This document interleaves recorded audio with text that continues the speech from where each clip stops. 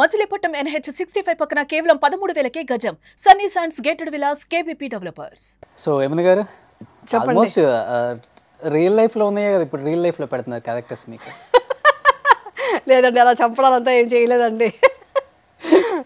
Only warning fire brand అని చెప్పారు అంతవరకే. చంపడాలు అంతవరకే ఎలా వెళ్తామండి. బట్ కన్నడ కానీ ఒకటి లొకేషన్ ఎవరైనా ఇబ్బంది అవుతే మాత్రం ఒక అమ్మాయి ఏమైనా టీచ్ చేశారనుకోండి, వెళ్ళి నిలబడతాను, అసలు ఒప్పుకోను. నా లొకేషన్లో చాలా డీసెంట్గా మాట్లాడాలి, అదొకటి మెయింటైన్ చేస్తాను. సినిమా ఇండస్ట్రీ ఎలా ఉందో నాకు తెలియదు కానీ మా సీరియల్స్ విషయంలో ప్రొఫెషనల్గా ఉండాలి, డిసిప్లిన్గా ఉండాలి, తర్వాత ఏదంటే అది మాట్లాడకూడదు, అది నేను మెయింటైన్ చేస్తాను. కాబట్టి అందరూ చాలా జాగ్రత్తగా ఉంటారు. ఇది మాత్రం ఉంది, అది నేను ఎవరికి చెప్పలేదు ఇంతవరకు. పవర్ స్టార్ పవన్ కళ్యాణ్ గారు లాగా. అవునా? ఆయన అలాగే చూస్తుంటారా? ఇంకా నాకు ఏదంటే అది మాట్లాడడం, సిల్లీగా ఒకరు టీచ్ చేయడం, ఒక అమ్మాయిని హర్ట్ చేయడం. ఇప్పుడు ఒక జూనియర్ ఆర్టిస్ట్ వచ్చి ఉంటుందండి, ఒక చిన్న అంటే జూనియర్ ఆర్టిస్ట్ కూడా అన్నాను నేను, వాళ్ళని ఆర్టిస్ట్ అనే అంటాను. అలాంటి అమ్మాయి ఏదో ఉన్నప్పుడు అమ్మాయి ఏ కష్టంలో వచ్చి నిలబడిందో, అమ్మాయిని ఎవరైనా సడన్గా అంటే నేను ఒప్పుకోను. వాళ్ళకి రెస్పెక్ట్ ఇవ్వాలి.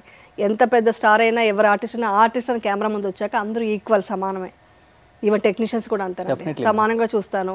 ఈవెన్ మా ఇంట్లో కూడా మా పిల్లలు కూడా డ్రైవర్ కూడా అన్నయ్య అని పిలుస్తారు, వాళ్ళ అసిస్టెంట్ని కూడా అన్నయ్య, చిన్న పెద్దవాళ్ళు అయితే అంకల్ అని ఇలాగే పిలిపిస్తాను. అది చాలా డిసిప్లిన్గా ఉండడం మరి చాలా ఇష్టం నాకు. అది ఆ క్వాలిటీని మాత్రం ఎప్పటికీ వదులుకోను. సో అలాంటప్పుడు ఏదన్నా జరిగిందంటే నేను నిలబడతాను, మాట్లాడేస్తాను, ఇంక వదలను. ఇంతమందితో వర్క్ చేసినా కానీ కొంతమందితో వర్క్ చేయకపోతే మనకి లోపల ఏదో కొంత రిగ్రెట్ ఫీలింగ్ ఉంటుంది. అది ఇన్ని సినిమాలు చేసి కూడా పెద్ద స్టార్లతో వర్క్ చేయలేకపోయాను. అలా మీరు ఆ టైంలో బాగా పీక్లో ఉంది చిరంజీవి గారు, and at the same time అప్పటి నుంచి బాలకృష్ణ గారు. అవును, వాళ్ళతో వర్క్ చేయలేదన్న బాధ అయితే ఉందా అప్పుడు? చాలా చాలా. ఎందుకంటే నేను మూవీస్ మిస్ అయ్యానండి. యాక్చువల్లీ అయితే నాకు మూవీస్ వచ్చాయి, వాళ్ళిద్దరితో ఇమీడియట్గా అంత పెద్ద సినిమా మౌన పోరాటం హిట్ అవుతే నాకు స్టార్డమ్ ఎందుకు రాకుండా ఉంటుంది, వచ్చింది. బట్ ఆ టైంలో వచ్చి నేను వేరే సినిమాలో చేయకూడదు, ఇంకొక మూవీ స్టార్ట్ చేస్తున్నారు ఉషాకి మూవీస్లో అని చెప్పడం, ఇక్కడే చేయాల్సి రావడం, అలా కొన్ని మిస్ అయింది. తర్వాత ఆ టైంలో వచ్చేసి మొబైల్ లేవు కదండి, ఆ డేట్స్ చూసుకోవడం తెలియదు నాకు, ఎలా చూసుకుని ఎలా బ్యాలెన్స్ చేయాలి తెలియదు. సో అలాగా నేను చాలా పెద్ద సూపర్ గుడ్ ఫిల్మ్స్ అయితే 3 సినిమాలు మిస్ చేశాను అప్పట్లోనే. వాళ్ళు ఎన్నిసార్లు అయితే వాళ్ళైతే 3 సార్లు ప్రతిసారి రావడం, ఇలా డేట్స్ కుదరకుండా చేయడం, అంటే తెలియదు అప్పుడు డేట్స్ ఎలా బ్యాలెన్స్ చేయాలి, ఎవరిని అడగాలి, ఈ డేట్స్ అడ్జస్ట్ అవుతుంది కనుక్కోవడం కూడా చేసేదాన్ని కాదు. ఈ డేట్స్ వాళ్ళకి ఇచ్చానంటే అంతే, ఇంక వేరే వాళ్ళకి అడిగితే కూడా ఇచ్చేదాన్ని కాదు, లేదంటే వాళ్ళకి ఇచ్చేసానండి మాట పోతుంది అనేదాన్ని. సో అవంతా కొంచెం తెలియకుండా చాలా మూవీస్ మిస్ అయ్యాను. ఇప్పటికీ అది మాత్రం కొంచెం బాధ ఉంటుంది, కానీ మళ్ళీ అనుకుంటా, మళ్ళీ నేనే ఆన్సర్ చెప్పుకుంటా, ఇట్స్ ఓకే, అట్లీస్ట్ నువ్వు ఒక మంచి సినిమాలు చేసి గుర్తింపు అయితే ఉంది కదా ఇండస్ట్రీలో. అదే చిరంజీవి గారు కనిపిస్తే కూడా మంచిగా మాట్లాడతారు, పలకరిస్తారు ఇండస్ట్రీలో. సో బాలయ్య బాబు కూడా అంతే. సో ఇది ఉంది, ఇండస్ట్రీలో నేను ఉన్నాను, కలిసి అందరితో మాట్లాడుతున్నాను. వాళ్ళతో యాక్చువల్లీ అంతే. అప్పటికీ ఒక గంగాగా ఒక సినిమా, ఒక సాంగ్ చేశాను నేను, ఆయనతో ఒక బిట్ చేశాను కదా. ఆ రోజు నిజంగా సార్ నా డ్రీమ్ సార్ ఇది, నేను మీతో యాక్ట్ చేస్తున్నాను అనేసి చాలా ఎగ్జైటెడ్గా, చాలా హ్యాపీగా ఫీల్ అయ్యాను అనమాట. అలా యాక్ట్ చేశాను అనమాట. చాలా ఒక బిట్ చాలు చేశానన్న తృప్తి అయితే నాకు వెళ్ళిపోయింది. ఆయన శివుడు, నేను గంగాగా చేశాము, ఒక్క 1 డే షూట్ చాలు, చాలా హ్యాపీ ఫీల్ అయ్యాను అనమాట. మంజునాథ సాంగ్ డాన్స్ చేశాను, చిన్న బిట్ చాలు చేశానన్న తృప్తి అయితే ఉండిపోయింది నాకు. ఈ 1980s రీయూనియన్ చిరంజీవి గారు వీళ్ళందరూ కలుస్తారు కదా, దాంట్లో 1990s హీరోయిన్స్ కూడా చూసాను. నేను ఎటుగా కూడా 90s దగ్గర ఉన్నాను కదా, వాళ్ళు 80s వాళ్ళు పిలవరండి మమ్మల్ని. పిలవట్లేదు. 90s హీరోయిన్స్ కూడా ఉన్నారు కదా. ఏమో అయితే నేను కాంటాక్ట్ లో లేనేమో, పిలవలేదు నన్ను. బట్ ఎప్పుడైనా అనుకుంటారా ఏది బాగా రీయూనియన్ బాగుంది, నేను లేను ఆ టీమ్ లోని? నేను అలాగే అనుకోను అసలు, అలాంటి ఫీలింగ్ ఏం లేదు నాకు. నాకు అంత టైం కూడా ఉండదు అనుకోండి. పెట్టేద్దాం మనం 90s రీయూనియన్, పెట్టేద్దాం, గ్యాదర్ చేయండి 90s హీరోయిన్స్ మొత్తాన్ని. మీకు బాగా ఫ్రెండ్లీగా నేను ఉన్నా కూడా వాళ్ళు పారిపోతారులేండి. నేను మళ్ళీ ఇక్కడ మోటివేషన్ స్టార్ట్ చేస్తాను, వాళ్ళు ఇక్కడ పార్టీకి వచ్చామా ఏంటో అని ఫస్ట్ అందరూ ఆర్టిస్టులు పారిపోతారు. లైఫ్ దిస్ ఇస్ లైఫ్ అని చెప్తాను, స్టార్ట్ చేస్తాను. జయప్రద గారు అంతే కదా, పెట్టింది. సో వాళ్ళకి నేను లేకపోవడం బెస్ట్ అనుకుంటా. ఇది సరదాగా నేనే చెప్పుకుంటుంటా, నేను కావాలని మా అమ్మాయిని ఏడిపిస్తుంటా. ఇప్పుడు స్టార్ట్ చేయనా లైఫ్ అంటే అంటాను, సరదాగానే వింటారు కానీ కావాలని ఏడిపిస్తుంటాను, పారిపోతుంటారు. ఓకే, సౌందర్య గారు ఎలా ఉండేది మేడం జర్నీ అప్పుడు? సౌందర్య ఇద్దరు పీక్ లోనే ఉన్నారు, బెంగళూరు. అక్కడ కనెక్షన్ అయిపోవచ్చు, మన ఇద్దరిది బెంగళూరు కదా అనేది కూడా. అంత ఏం మాట్లాడుకోలేదండి, అంతేం మాట్లాడుకోలేదు. కలిసారు, మూవీ చేసాం కదా, మూవీ చేసాం, ఇద్దరు కలిసి చేసాం, మనం ఎక్కువ మాట్లాడలేదు. ఆమె సీనియర్, మీరు జూనియర్. సౌందర్య ఎలాగ ఉంటారు అయితే? అక్క చెల్లెలు అంటే నమ్మేస్తారు. ఒకే ఇయరే బాగున్నా మేము ఇద్దరు.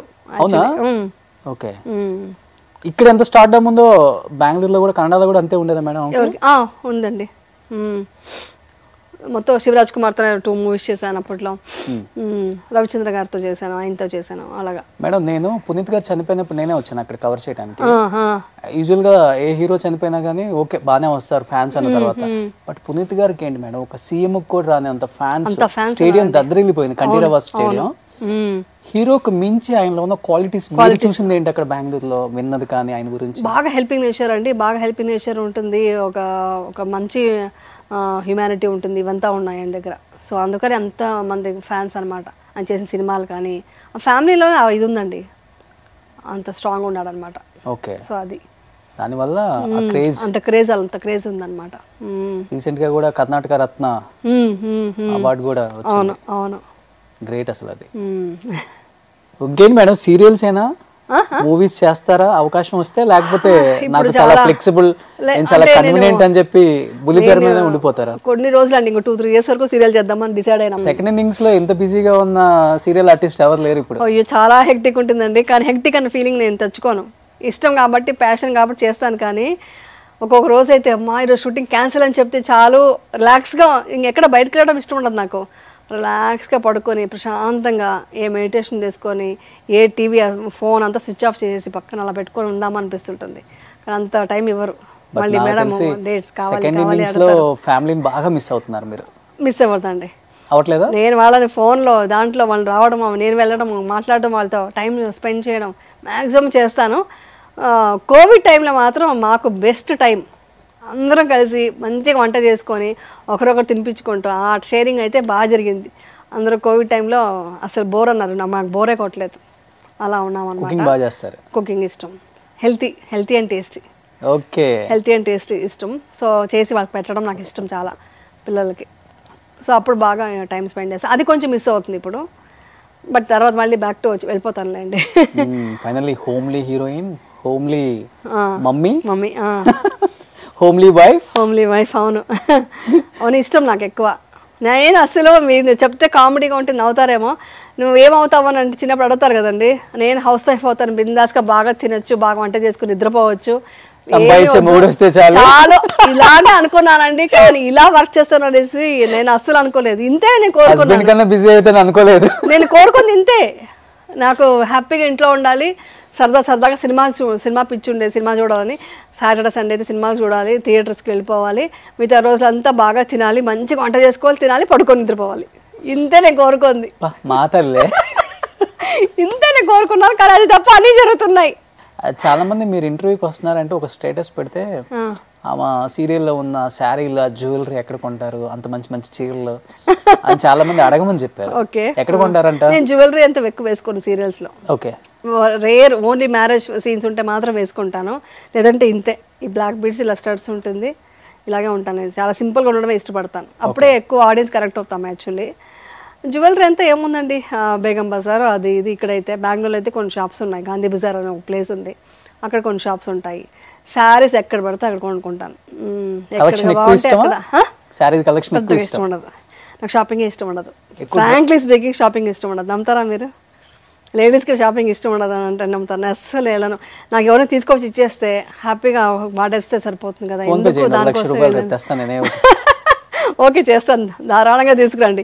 నేనే కూర్చుంటాను, మీరు అన్ని పంపించండి, చూసి సెలెక్ట్ చేస్తాను, నాకు పంపించేయండి చాలు. అది కూడా మీరు రెడీ చేసి ఇచ్చేయండి, జ్యువెలరీ కూడా మీరే సెట్ చేసి ఇచ్చేయండి. ఓకే, ఆ విషయంలో మాత్రం నాకు ఓపిక. So thank you so much ma'am. Thank you అండి, thank you so much. Successful women కనుక లైఫ్ లో ఎన్ని అప్ అండ్ డౌన్స్ వచ్చినా కానీ ఉమెన్ ఇలానే ఉండాలి, ఇంత స్ట్రాంగ్గా ఉండాలి. ఇంత స్ట్రాంగ్గా ఉంటే లైఫ్లో ఏదైనా సాధించవచ్చు. మనకు ఒక ఫ్యామిలీ ఉంటుంది, పిల్లలు ఉంటారు, వాళ్ళకి రోల్ మోడల్గా మనం నిలబడాలి. దెన్ ఓన్లీ ఒక అమ్మ లేకపోతే ఒక వైఫ్ అనిపించుకోవచ్చు సమాజంలో. చిన్నదానికి కూడా మనం ఫీల్ అయ్యి ఏదో ఒక కమిట్ అయితే ఎంతమంది సఫర్ అవుతారో అనే ప్రతి ఉమెన్కి మీరు ఎగ్జాంపుల్. అవునండి. ఇంకా నేను చెప్పాలంటే ఈ మా ఉమెన్స్ డే సందర్భంగా నేను చెప్పేది ఏంటంటే, ప్రతి ఆడపిల్ల బాగా చదువుకోండి, ఇండివిజువల్గా ఒక ఫైనాన్షియల్గా స్ట్రాంగ్గా ఉండండి. అంటే ఎలాంటి హస్బెండ్ వచ్చినా ఎలాంటి ఇది ప్రాబ్లమ్స్ వచ్చినా కూడా ధైర్యంగా ఎదుర్కోవాలంటే ముందు ఫైనాన్షియల్ కూడా కొంచెం స్ట్రాంగ్ ఉండాలండి లేడీస్, ఎడ్యుకేషన్ ఉండాలి. అది 2 సపోర్ట్ తీసుకోండి, ఆటోమేటిక్గా మీకు అందరూ సపోర్ట్ చేస్తారు. సుమన్ టీవీలో మీ పర్సనల్ అండ్ బిజినెస్ ప్రమోషన్స్ కోసం కింది నెంబర్కి కాంటాక్ట్ చేయండి.